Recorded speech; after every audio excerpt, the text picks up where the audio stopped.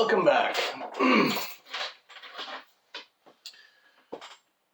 There's been a lot of talk recently in the TTRPG space on YouTube of D&D starting to die and being overtaken by Daggerheart. Honestly, I don't think that's going to happen.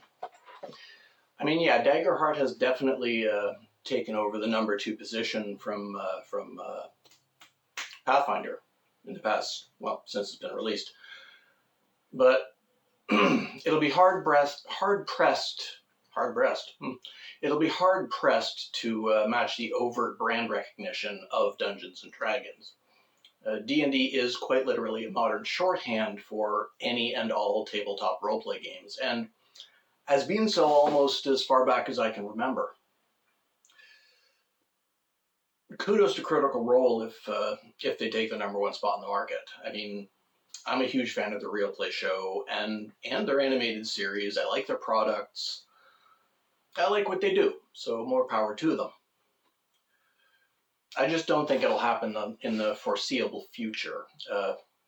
As much as Hasbro has proven itself to be the quintessential dystopian evil corporation in recent years, they'd have to start eating live babies on camera at their shareholder meetings to kill any of their IPs and brands that badly. Now, I've never played Daggerheart myself at this point, but I started thinking about all the other game systems that I have played over the years, many of which still exist, and some of which have run up the curtain and joined the choir invisible at some point. So I might as well list a few of them off and give you a rough primer of what I can remember, especially some of the more obscure ones. I was initially going to intersperse this video with images of the different games, but then I realized how much extra work that would be in editing. So I'll just give you a slideshow near the end of the video. Okay? Let's start with GURPS. Generic Universal Roleplay System. 3rd edition specifically is what I played, from Steve Jackson Games. This was my go-to for years for homebrewing anything. It really lives up to its name. You can take the basic mechanics and apply it to any genre you want. There are plenty of genre-specific source books out there for it, as many legit publications as there are homebrew. But if you want to run a game in a TV show or cartoon universe or movie universe that doesn't have its own TTRPG yet, you can slap it up for GURPS in a couple of hours. It's really that easy. It's a 3d6 system with 4 ability scores. It's easy to play. It's easy to run. The armor system might look a little intimidating or confusing when you start, but it gets really easy really fast once you know what the specific numbers mean. Munchkin is the other Steve Jackson product that's sort of a flagship for their company. It's probably earned more money for the company than GURPS did or does. Next we have Rifts. I don't remember a lot of the specifics of Rifts from years ago, which I consider a blessing. It's one of the most complex and convoluted systems I've ever encountered. I've never seen a Rifts campaign last more than 3 sessions before half the players quit. Next on the list we have Twerps, the world's easiest roleplay system. This one lives up to its name too. It's fun, it's silly. I guess you can play it serious if you want to, but why? It's another D6 system. I don't think there's any process in the game that takes more than 5 minutes to master.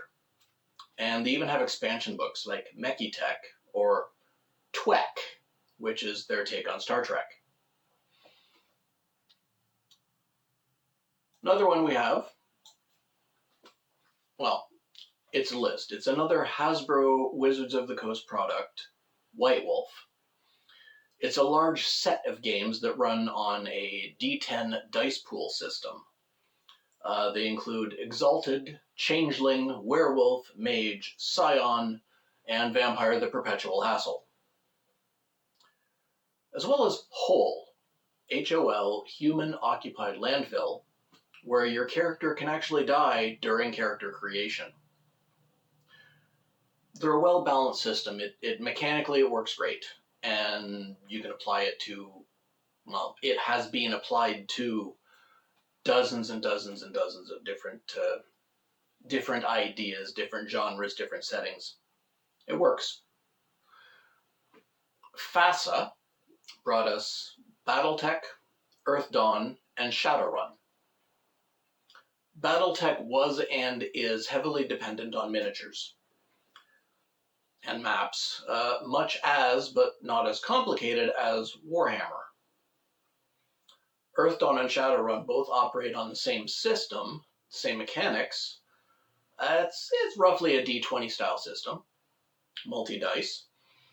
Earth Dawn is specifically medieval fantasy, and Shadowrun is the fantasy races from Earth Dawn in a cyberpunk setting. Interesting game. It's fun. Blood Bowl is the closest I've ever come to playing Warhammer. And it's the closest I want to get. I'm not planning on spending more on miniatures than I would on a car. Luckily, Blood Bowl only requires enough minis to make up a football team. Yes, fantasy football, in this case, is still fantasy. You don't have to write or run a long multi-session campaign. It's a bit more than a board game, but it's not nearly as involved or expensive as anything else Games Workshop has come up with.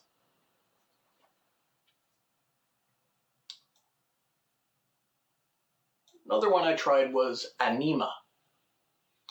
It's another take on a D20 style system. It's not quite as complicated as Rifts, but it gets pretty close sometimes. I get the distinct idea that it being a game was primarily about finding a reasonable platform for the artwork in the book. I tried playing it a couple of times, but to be honest, the writing gets a little bit like a word salad sometimes. More than a few places. It could probably stand to be edited and streamlined a lot, which would make it a much more enjoyable game to play. Admittedly, the artwork in there is amazing. And there's tons of great ideas. They're just not very well fleshed out as far as the mechanics go. Another one we've gone through that I've played a few times is Besom, Big Eyes, Small Mouth. It's an anime-focused game. Mechanically, it's really simple. There's 3 base stats, which are equivalent to your ability scores in other games. And all you need to play is 2d6. It's not my cup of tea, really, but it's a good mechanical system and loads of fun for an occasional one-shot. Cogent is the product of the brothers Brooks, Shad and Jazza, whose claims to fame are a medievalist and an artist. It's bare bones. It's just the system mechanics, really. It relies on D6 dice pools and 1d20. I tried running it once, and it's well thought out and works, but like I said, it's bare bones. You have to create the world and all the magic and all the monsters whole cloth. You have to come up with everything outside of the math. On the upside, it's free. The entire system is available for free on the website. It's open source. You can do anything you want with it.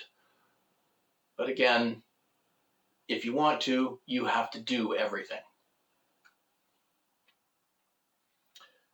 Here's a fun one. Wendy's Feast of Legends. Little bit of a novelty. It basically works out to being 5e with a lot of inbuilt fast food related puns. It's fun to play. It's great for a one-shot. I don't know anyone who's tried running a multi-session campaign in it. As much as that might be fun, the puns might get really old really fast. Cyberpunk. Both of them. There were two before the video games. The original game was published in 1988 and set in the far future of 2013.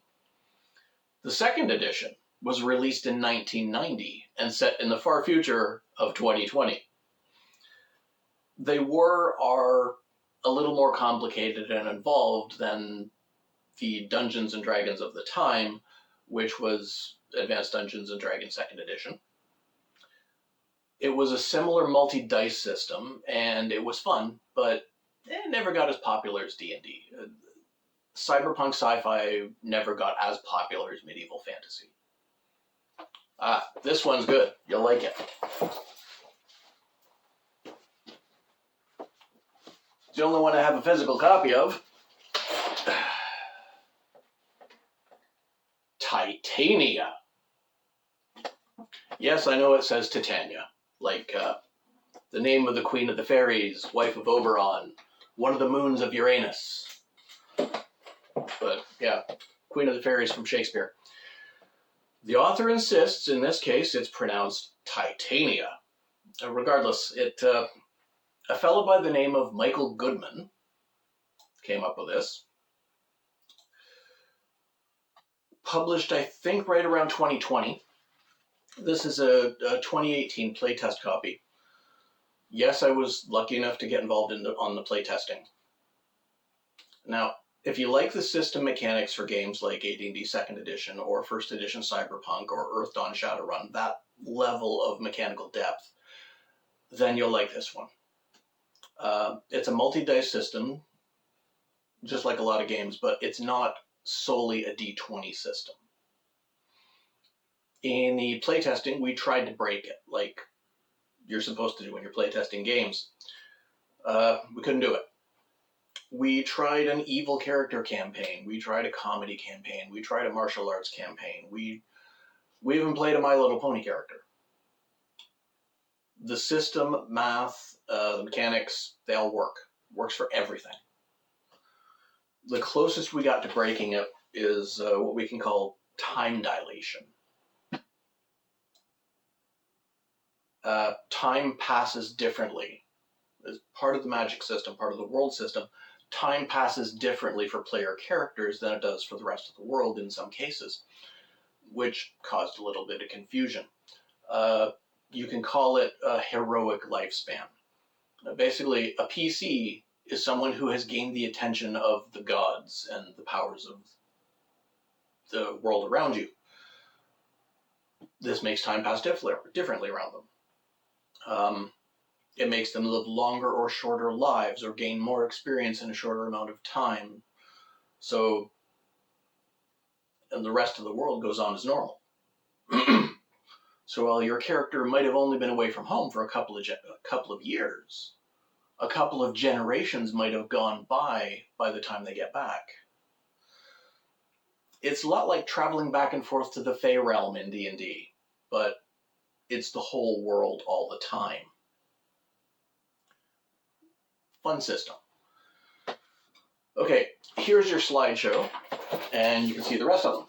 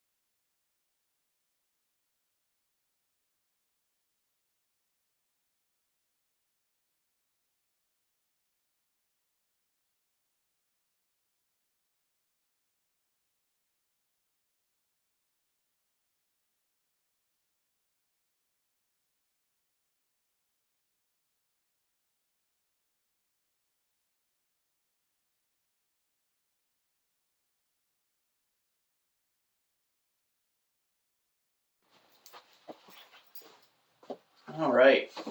Last thing I'm going to mention. Curse of the 2010s, My Little Pony. There are, that I've played, 7 different My Little Pony TTRPGs. Those being Courage is Magic, Heroes of Equestria, Pony Finder, Ponytails, MLP Savage Worlds, Tales of Equestria, and the official My Little Pony RPG by Hasbro. That's just the ones I've played. And it's exactly what it sounds like. Most of them are completely homebrew, and the couple that are legitimately published kind of feel like homebrew. Somebody just slapped a My Little Pony sticker onto whatever set of system mechanics they preferred and set it in the My Little Pony universe. It's fun for a one-shot, they all are, but how long could you handle that many rainbows in a 4-color fantasy world? So there's my take on at least some of the games I've played or run over the decades. Let me know what you think. What do you agree or disagree with? Should I go into more depth into one game or another in particular? What other TTRPGs have you tried that I didn't mention? Anyway, like, share, comment, and subscribe, and I'll talk to you next time.